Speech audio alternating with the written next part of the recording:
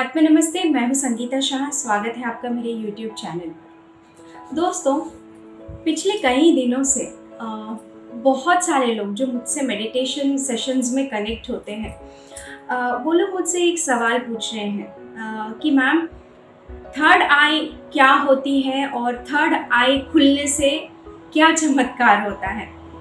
जब भी वो लोग मुझसे ये सवाल पूछते हैं तो मैं तो पहले बहुत ज़ोर से हंस देती हूँ, क्योंकि मैं देख रही हूँ कि सारे YouTube में जो है थर्ड आई एक्टिवेशन को लेके पता नहीं क्या क्या मेडिटेशंस है और क्या क्या बोल रहे हैं लोग कि ऐसा हो जाता है, वैसा हो जाता है, ये हो जाता है, थर्ड आई खुलने से वो चमत्कार हो जाता है।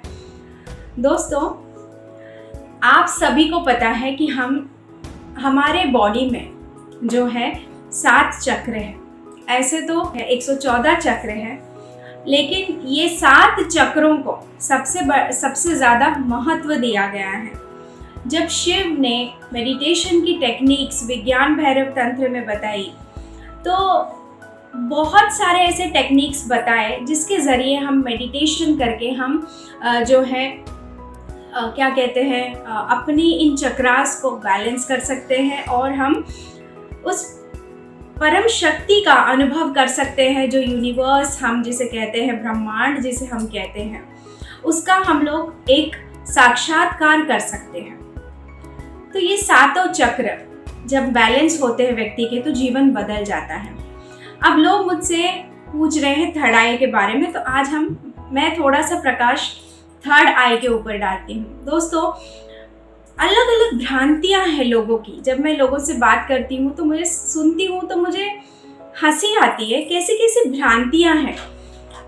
कुछ लोग कहते हैं कि मैम, हमारे यहाँ पे, मतलब जहाँ पे मैंने बिंदी लगाई है, दोनों भवों के मध्य में एक आँख होती है जैसे शिव की होती है और वो खुल जाती है। दोस्तों, वो शिव है, इसलिए उनकी यहाँ पे थर्ड आई है। क्या आप और मैं शिव है? हम सब शिव है, हमारे अंदर शिव है, लेकिन हमने क्या वो शिवत्व को, वो शिव के तत्व को हम प्राप्त कर पाए हैं या उसको समझ पाए हैं? क्या हम शिव के मार्ग पर चल पाए हैं? तो वो यहाँ पे आपको थर्ड आई कहाँ से खुल जाएगी? अब मैं ये बता दूं कि ये थर्ड आई होती क्या है।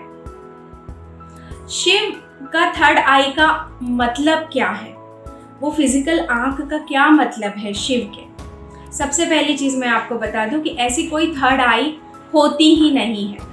जी हाँ, आप सभी को बहुत आश्चर्य होगा ये सोच के कि ऐसी कोई भी थर्ड आई नहीं होती।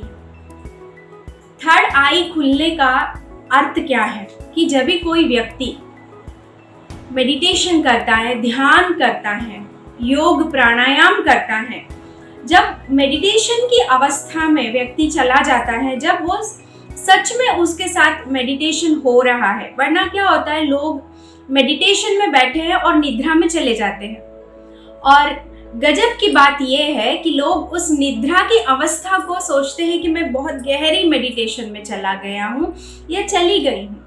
वास्तव में देखा जाए तो वो मेडिटेशन है ही नहीं, वो तो व्यक्ति गहरी निद्रा में चला गया है, जिसकी वजह से उसको ये अनुभूति होती है कि मैं पता नहीं कहाँ था या मैं बहुत ही गहरे कहीं लोकों में था। इस तरह की भ्रांतियाँ लोगों को होती हैं।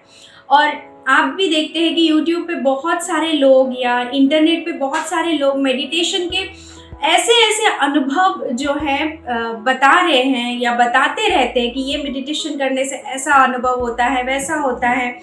तो जब आप उन सारी चीज़ों को सुनते हैं या पढ़ते हैं, तो जब आप बैठते हैं मेडिटेशन के लिए, तो आपको आपका दिमाग ये एहसास दिलाता है कि आपको भी उस तरह के अनुभव हो रहे हैं, लेकिन वो केवल और केवल आपके दिमाग का एक कल्पना है, एक इल्यूजन है। दोस्तों, तो बहुत लोग बोलते हैं कि मैम, जब मैं मेडिटेशन में बैठता हूँ या बैठती हूँ तो मेरे यहाँ पे भूमध्य, ये मेरी जो 2 भवों के बीच में है, ये ब्रिगिटी पर बहुत ज़ोरों का दर्द होता है और मुझे लग रहा है कि मेरा थर्ड आई एक्टिवेट हो रहा है। और मैं बहुत ज़ोर से हंसती हूँ, क्योंकि मेडिटेशन में बैठते वक्त वो इस महत्वाकांक्षा के साथ बैठते हैं कि मेरे को मेडिटेशन करते हुए अपने थर्ड आई को एक्टिवेट करना है। फिर आपका जो माइंड है वो गेम खेलना शुरू करता है, क्योंकि आपके माइंड को सच्चाई और भ्रांति के बीच में अंतर नहीं पता। जैसा आप सोचते हो आपका ब्रेन उस तरह की आपके लिए एक माहौल बना देता है, वैसी पार्श्वभूमि आपके लिए क्रिएट कर देता है कि जब आप ये सोच के ही बैठे हो कि मुझे जो है मेरे थर्ड आई को एक्टिवेट करने बैठी और सभी लोगों को ये लग रहा है कि थर्ड आई यहाँ है और बस यहाँ पे फोकस आप करते हैं, तो वहाँ पे आपको कुछ स्तंभन ऐसे महसूस होता है। बहुत देर से एक ही जगह पे आप जब ध्यान लगा के बैठते हो तो वहाँ पे दर्द भी होने लगता है। बहुत ही सहज, बहुत ही स्वाभाविक सी ये चीज़ है। फिर लोग कॉन्स्टेंटली अपना पूरा ध्यान उस केंद्र पर लेकर जाते हैं तो वहाँ पे उन्हें कुछ हलचल महसूस होती है और उन्हें ऐसा लगता है कि हाय मेरी तो थर्ड आई एक्टिवेट हो रही है। तो दोस्तों, थर्ड आई का मतलब क्या है मैं आपको बता दूं। थर्ड आई का मतलब जब आप ध्यान में जाते हैं, जब आप ध्यान, योग, प्राणायाम ये सारी चीज़ों को जब आप करते हैं तो आपको आत्म साक्षात्कार होता है। आप आपके अंतर मन में प्रवेश कर पाते हैं और आप उस ब्रह्मांड के साथ अपना कनेक्शन एस्टैब्लिश कर पाते हैं। जब आप उस ब्रह्मांड के साथ अपना कनेक्शन एस्टैब्लिश कर पाते हैं तो आपको आत्म साक्षात्कार हो जाता है कि मैं क्या हूँ, मैं कौन हूँ और मैं कहाँ से आया हूँ या आई हूँ। तब आपके जीवन में एक स्थिरता आ जाती है दोस्तों। आपके ऊपर कोई भी वस्तु, कोई भी उसके ऊपर आपको परिणाम नहीं डालती है, चाहे अच्छी चीज़ हो चाहे बुरी चीज़ हो। जब बहुत सुख आता है जीवन में, बहुत सुविधाएं आपके अगल बगल होती हैं, तब भी आप एकदम स्थिर रहोगे, उसका कोई बहुत बड़ा प्रभाव नहीं पड़ेगा, क्योंकि आपको ये एहसास हो जाता है कि ये जो सब चीज़ें हैं ये क्षण भर के लिए है, ये निरंतर ऐसी रहने वाली नहीं है। और जब दुख होगा, कोई कष्ट जीवन में आएगा, तब भी आप ये सोचोगे कि ये भी एक प्रसंग है और ये बीत जाएगा। तो मतलब बहुत ज़्यादा सुख आपको प्रभावित नहीं करेगा और बहुत ज़्यादा दुख आपको दुखी नहीं करेगा। हर एक वस्तु को आप उस तरह से देख पाओगे जिस तरह से वो एक परब्रह्म है, क्योंकि आप ब्रह्मांड है और ब्रह्मांड आप में समाहित है। इस तरह का आपको एक क्या कहते हैं, एक एहसास हो जाएगा। इसी एहसास होने को कहते हैं तीसरी नेत्र को खुलना। यानी आपके ये जो दो भौतिक आंखें हैं, इनसे आप ये भौतिक दुनिया को देख रहे हैं, राइट। लेकिन जब आपका ये तीसरा नेत्र, जब आप मेडिटेशन करते हैं, ध्यान करते हैं, जब वो ज्ञान के माध्यम में जब आप ध्यान करते हैं तो आपको जो ज्ञान प्राप्त होता है उसके माध्यम से जब आपकी तीसरी आंख खुलने का मतलब यही है कि आपको आत्म साक्षात्कार होता है। फिर जो जैसा है उसको आप वैसा देखते हैं। ना किसी से आपको द्वेष रहेगा, ना किसी से आपको क्लेश रहेगा, एकदम निस्वार्थ आपका जीवन हो जाएगा।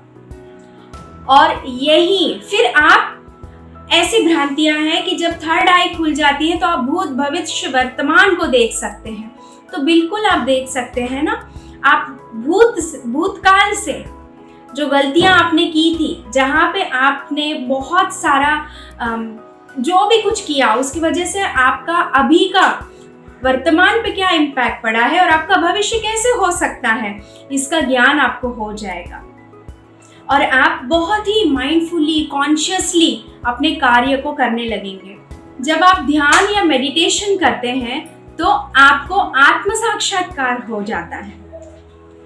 और इसी को कहते हैं कि हम हर परिस्थितियों को भाप लेते हैं कि किस तरह से हम परिस्थितियों को हैंडल कर सकते हैं।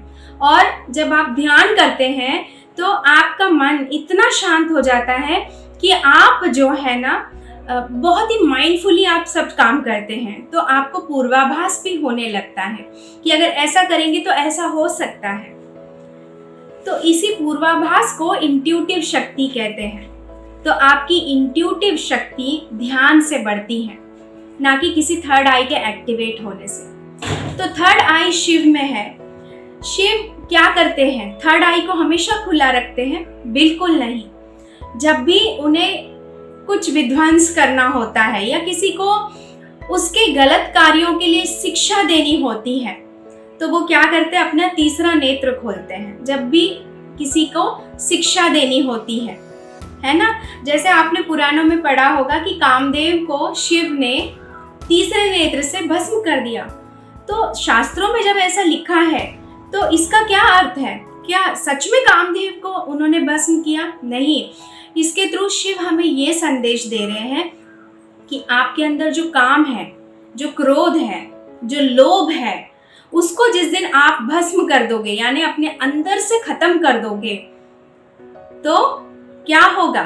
आप शिव बन जाओगे। हम सब शिव हैं और शिव हम में है और हम शिव में है, क्योंकि किसी ने खूब कहा है कि जब तक हमारी सांस चल रही है शिव हम में है, और जब हमारी सांस नहीं चलती है तो हम शिव में हैं। तो ये पूरा ब्रह्मांड ही हम है और ये सारा ब्रह्मांड हम में है। तो इस तरह का साक्षात्कार जब हमें होता है, उसी को कहते हैं तीसरा नेत्र खुलना। तो दोस्तों, ये सब भ्रांतियां जो फैला रहे हैं, इन सब के बीच में ना रहे।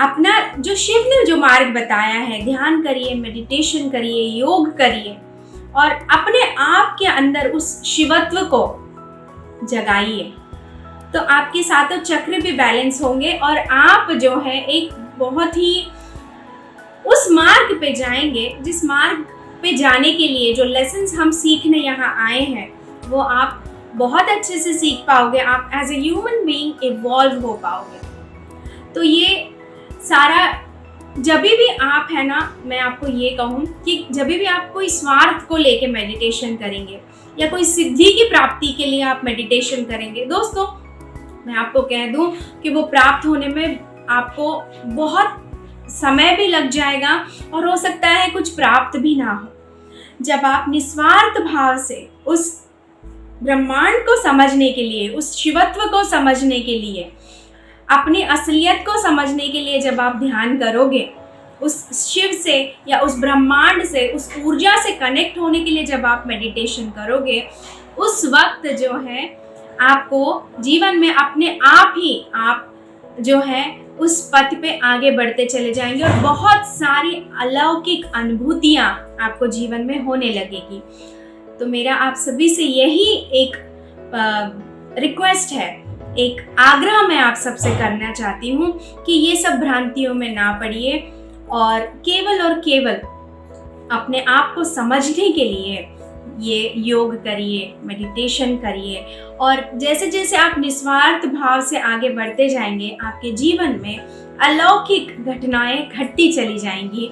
और जिस व्यक्ति के जीवन में अलौकिक घटनाएं ऑलरेडी घट रही हैं, जिसको उस यूनिवर्स का, उस परमात्मा, उस परमपिता का जब साक्षात्कार हो रहा है, वो व्यक्ति किसी भी सोशल मीडिया पे आके ये कभी नहीं कहेगा। जिसके पास सच में सिद्धियां हैं, वो कभी भी सोशल मीडिया पे आके अपनी सिद्धियों का बखान नहीं करेगा, क्योंकि ये सारी गुप्त विद्याएं हैं और व्यक्ति जिनको भी ये हासिल है वो इन चीज़ों को गुप्त रखते हैं। क्योंकि ऐसी चीज़ें हम एक आम आदमी के जीवन में, एक आम आदमी के हाथों हम नहीं दे सकते, क्योंकि एक आम आदमी की इतनी क्षमता नहीं होती कि वो इन सारी चीज़ों को संभाल सके। इसीलिए दोस्तों, ये सारी भ्रांतियों को छोड़िए, उस शिव में, उस शिवत्व में लीन होने के लिए आप भले रोज मेडिटेशन करिए, निस्वार्थ भाव से करिए, देखिए कैसे चमत्कार आपके जीवन में घटित होते जाएंगे। इस वीडियो को यहीं पे विराम देते हुए अगले वीडियो में फिर मिलूंगी। आत्मा नमस्ते।